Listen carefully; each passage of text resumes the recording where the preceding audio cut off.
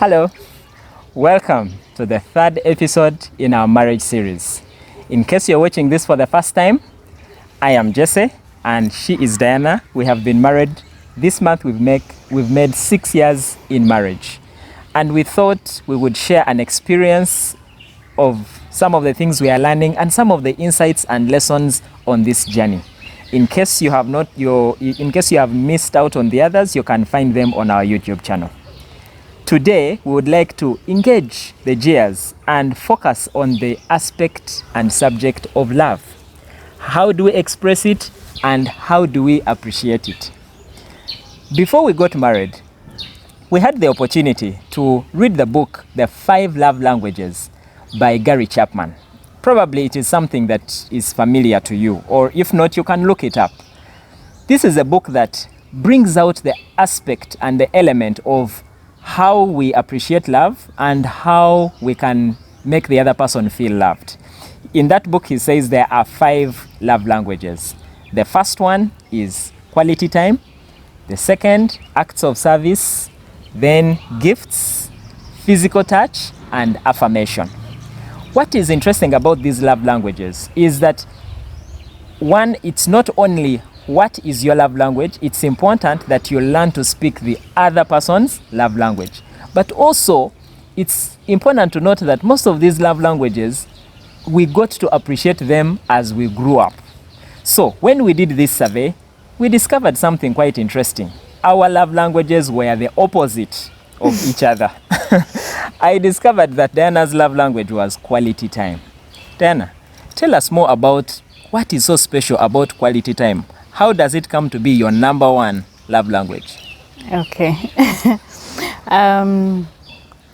So quality time just means that you appreciate love from someone else by spending time together. Not just quantity of time, but good time together where you do things maybe that you enjoy, or just time together that is valuable, and that, yeah.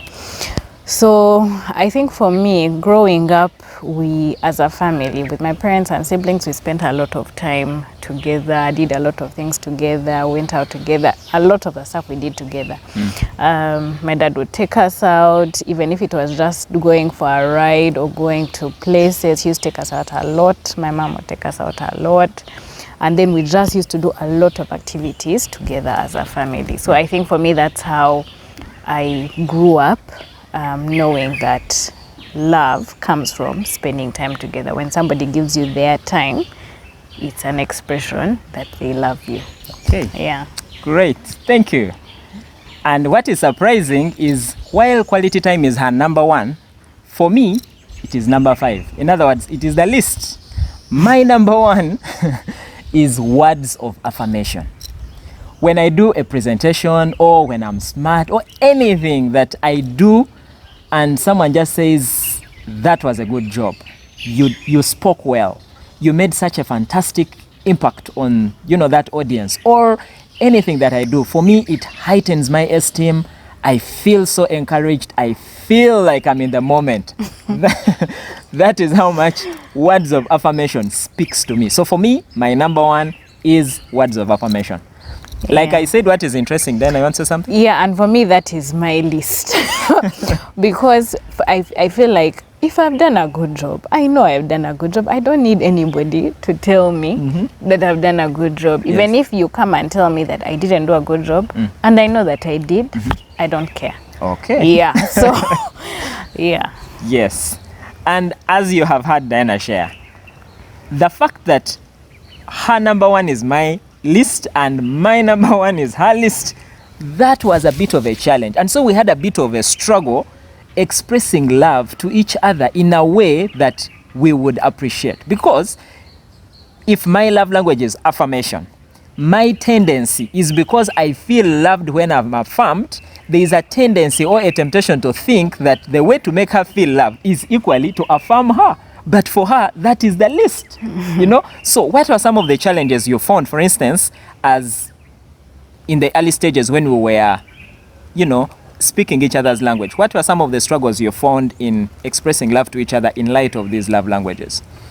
Okay, first of all, for me, words of affirmation, because it was my list, and it is my list. First of all, I felt like, why do you need to be affirmed? Like, you should know. So I even felt like it's lack of self-esteem. Like, why do you need somebody to tell you something that you know? So for me, I struggled with that because I felt like why it's lack of self-esteem. You should be able to to know for yourself. Like, why does somebody else need to tell you that you did a good job? So it was difficult for me, and I think even just growing up, like, people never used to say, give us words of affirmation. It was not the thing. So it was a real struggle. Even I would just be trying to bring out the words, but they would not come. Even like, trying to be intentional, but it was really difficult.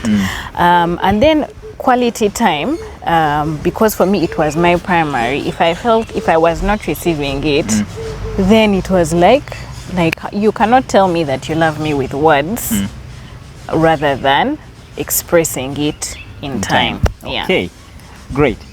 Interestingly enough for me, when I read this book, I knew, since Diana is quality time, it's just spending time. It's that simple. I will make it. So I get into marriage, and one thing I did not realize is that we all have a subconscious programming of what we saw when we were growing up. As I grew up, quite frankly, I never saw my dad sit around me and counting birds in the tree. I knew that a man is supposed to be out there busy working to provide for the family. So for me, quality time, it was so alien to me. I never appreciated that. I never understood what that was about. At times I would be home, and for me, just being home, I would feel like I'm supposed to be somewhere else. I'm supposed to be doing stuff. I'm supposed to be working, So that was a bit of a struggle, that even when I thought I was giving her quality time by being at home, it was not quality time. Probably I would be reading a book or doing something, and even though I am in her space, it is not quality time. Yeah, and I think now when we finally I think agreed that okay, now you have to be intentional about staying home. I would notice that okay, now he has stayed home and he doesn't know what to do. Like, you would just be lost. Sitting in the chair, and I'm like, okay, now you're at home, but don't be doing now. No, don't be working, don't be on the laptop, don't be reading. Just be. And he could not. You could not. Like, you would just be uncomfortable. Like, now I sit and do. And you could just see a lot of discomfort. Like, I was like, wow, he actually does not know how to be at home. Yeah. Great. So along this journey of 6 years, we have been learning together, learning to speak each other's love language. What are some of the improvements you've made or you've seen? Okay, first of all, for me, now I can give words of affirmation. I can say that, oh, you did this and this was nice, and it's normal. Like, I don't feel like I'm choking, like it can't come out. But I can say it and it's normal, it's okay. I can say, oh, thank you for cleaning the bathroom, or for doing something with the kids, and it's okay. Like, I kind of understand it now, and I no longer feel like it's a lack of self-confidence or things like that. So it's much easier for me to express words of affirmation. Then also in terms of quality time, of course, there is a huge improvement. Now Jesse knows how to be at home. Like, he can be at home and be doing nothing and just be comfortable, or he can even suggest, let's go out and go for lunch, or just sit and just talk for a long time without being uncomfortable, uneasy, or wanting to go and do something else. Or even when another program comes up, you're able to say, I can't make it yet, before you could not miss. When another program came up, you can say, I won't go for it. I will just be home. And you spend so much more time at home now and comfortably than before. I'm glad you raised that, because I remember at the beginning, even if I was at home, if we had planned to just be home, spend time together, and someone brought up another program, It was so easy for me to say, you know what, let me first attend to this, and then since we are always together, we can always catch up with this any other time. And I did not know how much that was affecting her. So we have learned that we express love not only the way we feel loved, but the way the other person feels loved. And we could say much more about other love languages, but we just don't have the time to do that. A good example is gifts. I am not the kind that used to buy things. So I would only buy things when I notice there is something missing in the house. That's when I would buy it. But oftentimes she would tell me, honey, don't come back swinging hands. You know? Yeah, just marching into the house, you know. And now over time, I now have learned that, look, you don't buy things because they are needed at home. You can just buy because of the people at home, you know. Actually, I remember last month when you brought something, and then I was like, you actually cookies. Like, just was it cookies? Yes. I was so shocked because I was like, you actually went and thought about us and just bought just. So for me it was very shocking, and there have been many of those in the last couple of months of just buying something without having been told, or without there was a need, but just thinking about us and bringing and carrying something home. Great. Thank you, Diana, for sharing. And that has been our experience in terms of these love languages. I just want to encourage you and affirm you that it is possible to learn these languages. Just like we learn to speak languages, we can also learn to speak these love languages, because it's not only how you feel loved, it is about how the other person feels loved. Diana, any parting shots? Just to say, I think for us this has been like our biggest struggle.